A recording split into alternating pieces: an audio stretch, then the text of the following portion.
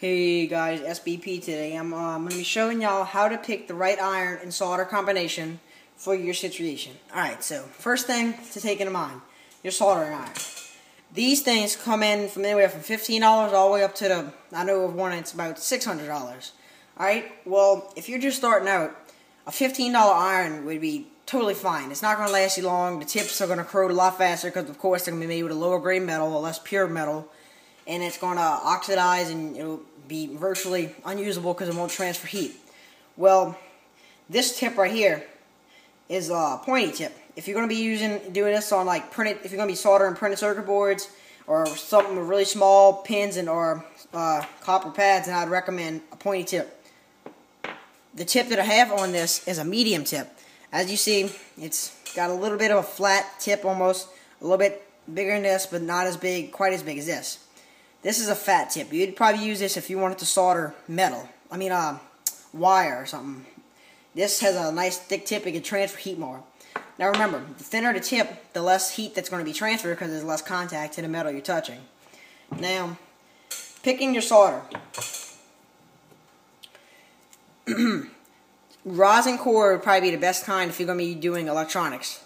Because the rosin core actually comes from a pine tree sap. And when it's heated up, it's actually acidic and corrosive. Well, it's not corrosive. It eats away at the oxides. But when it cools down to room temperature, it's inactive. It doesn't eat away at anything, so it forms a protective layer around the bead of solder that you're soldering. This is the most common form would be leaded solder, but you just gotta make sure you wash your hands after. 60-40 would be 60, whatever, I don't know whatever the fraction is, 60 lead, 40 tin.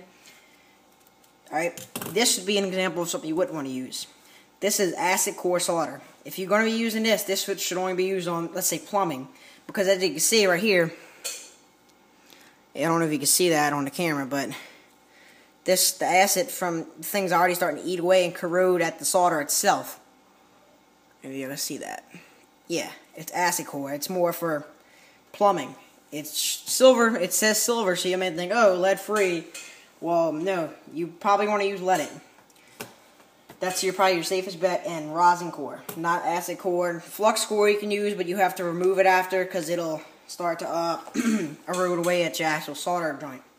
Now, if you want to start spending money, once you start getting into it, if you're going to be behind a soldering iron more than an hour a day, a digital soldering station would probably be recommended. It heats up in a matter of seconds. You turn it on.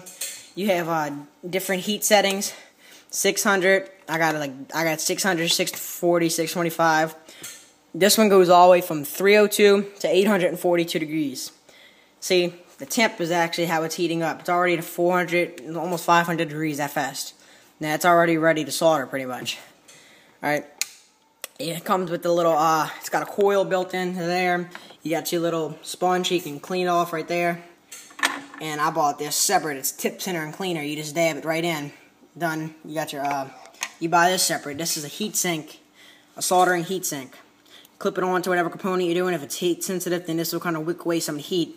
Keep it from hurting your component. Now, you gotta tin your tip after and before every time you solder, because if you don't, then the tip will start to corrode.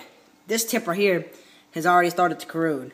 I've had it up about, focus. Alright, I don't know if you can see that really well. It's already started to kind of corrode. I don't know if you can see that. That's because when I first started soldering, this was my first soldering iron. This one was about 30 bucks. It's a 40-watt iron.